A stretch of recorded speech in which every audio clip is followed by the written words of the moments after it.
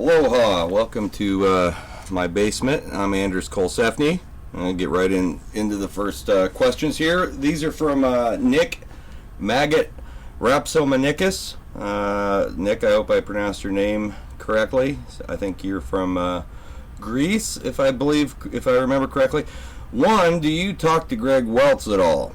No, I haven't seen him or heard from him in a long time, 10, 11 years. Last thing I heard, he moved to South Dakota or something. Two, where was my last Slipknot show? My last Slipknot show was at the place where our first one was. It was a Safari Club that turned into Harry Mary's, and now it's a place you need a college ID to get into. So that is where my last Slipknot show was, and it's the best place it could be. Just a gross, dirty, sleazy rock and roll and punk club. Graffiti everywhere. The bathrooms are just horrid. Perfect. Stuff grew on the walls, I'm pretty sure, even if you couldn't see it. Alright. Boy, I can't read this for crap. In Interloper, the part at the beginning that has "You're my honey bun," who was the one that found it and said, let's put this in a song? Well, I really don't recall ever having that as a sample anywhere. "You're my honey bun," that's yeah, I would ask that question too if I thought that's really what was in the song. But Craig and Sean did a lot of different weird sample ideas back in the beginning, so they switched stuff around a lot depending on what version of that song you've heard. I didn't know if there's a live one that you took that from or what. It could be any number of things. So and finally for Nick, people have been saying that the Basement Sessions started in 1992. Is that true? Well, Body Pit practiced in Paul's basement in the laundry room, which is where the Basement Sessions idea came from. Somewhere right around there. We were jamming down there from 1992 to 93, 94. And at the same time, we started jamming with Sean Cran and Pat Newworth in that same basement, just doing some different styles of stuff. We were just trying some different things, and that turned into what became called the Basement Sessions. It was sort of the starting idea for Slipknot, but Slipknot turned into something that was dramatically evolved from that very small little thing you call the Basement Sessions. So yeah, 92, that's approximately. It was more like 93, I think. But this one goes to Six Stone Knot. What made you and Slipknot think of adding jazz parts to our to the songs? That was a lot of Donnie Steele's influence back then. He's a classically trained guitar player. He can play just about anything, and he and Paul kind of thought that would be kind of a cool little thing to do in there. So they added some of that here and there, and who knows if Donnie will be adding more of that to their future music. They're doing a lot of writing right now, so who knows. But this song, I about did it again. About every single one of these, I go, this song goes Get out of there, cat! Anyway, this question's for Chris Gooseby. In the song Only One, I say, Valhalla's gone. What exactly is Valhalla? Well, it's Old Norse for halls of the slain. Those killed in combat are led by Valkyries to this place that is ruled over by the god Odin, and it's sort of where all the warriors get to flex their muscles for eternity and say, woohoo!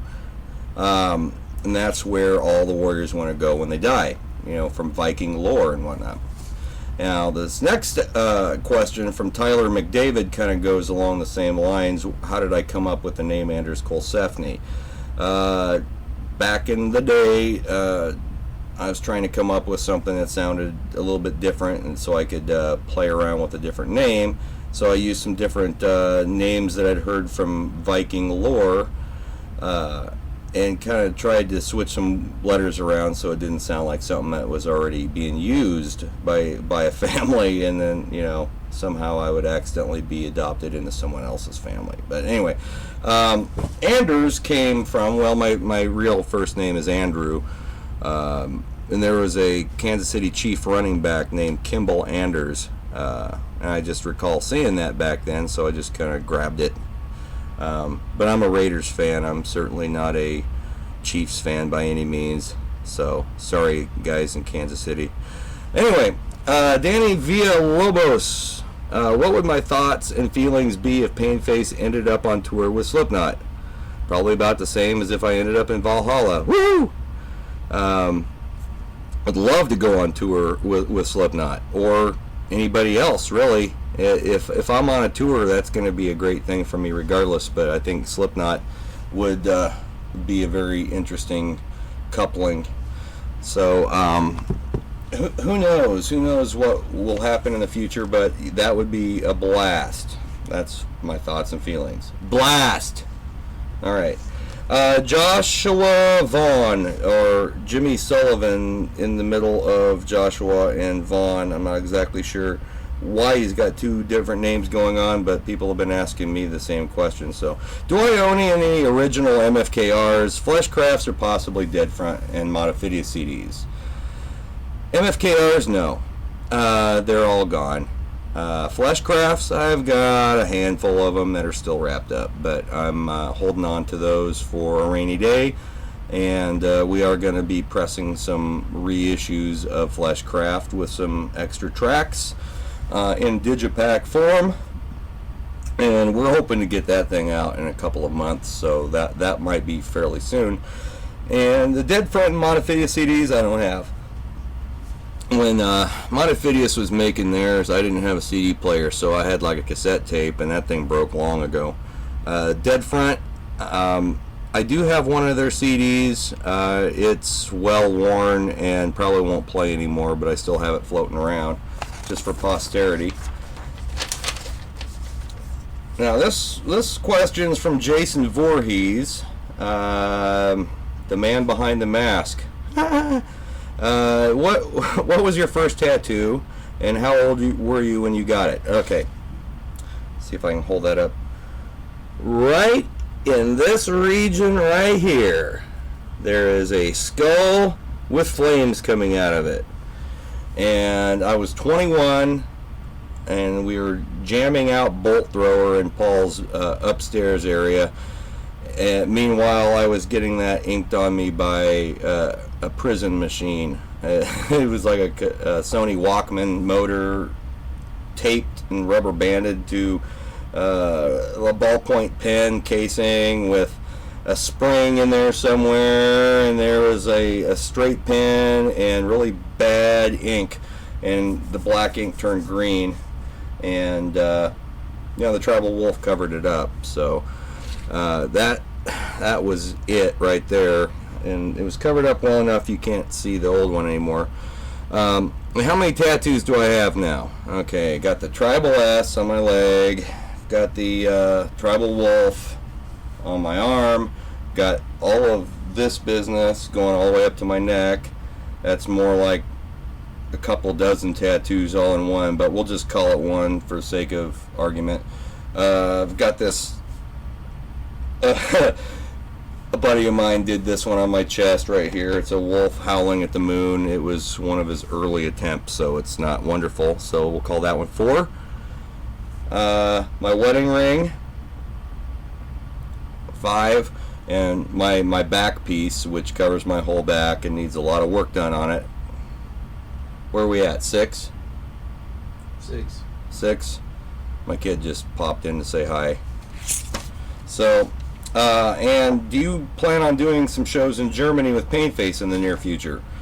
I don't think touring at the moment is going to be in the near future, but in the future I hope for sure, because Germany has had that was weird. Germany's had some fans of ours over there for quite a while, and I even remember some of the names from 10 years ago. It's pretty awesome. So yeah, we want to play Germany for sure. We want to play Europe. and South America and Canada. We're going to play every place we possibly can. That's just all there is to it. And finally, for this one, we have Mountain Dew Master at Road. I better not give you the entire rest of it. Mountain Dew Master. Okay. I want to know if there were any other unreleased songs or albums besides Crows, and also what masks did the band members wear while I was in Slipknot.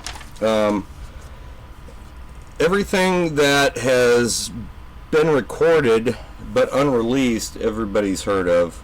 They weren't necessarily part of any kind of album whatsoever. The songs like Part of Me, Fur, Queen, there's a group of about 6 or 7 of them that were intended, 6 or 7, we'll say 4 or 5, that were intended for Mate, Feed, Kill, Repeat, and weren't included on there because of time constraints, and they weren't as good as the other songs. The Crows songs were not put together as an album like that. So there are a lot of songs that Slipknot's rehashed. You know, they've recycled the riffs and turned them into new songs, or kept them the same way and just changed some stuff around and then put them on a new album.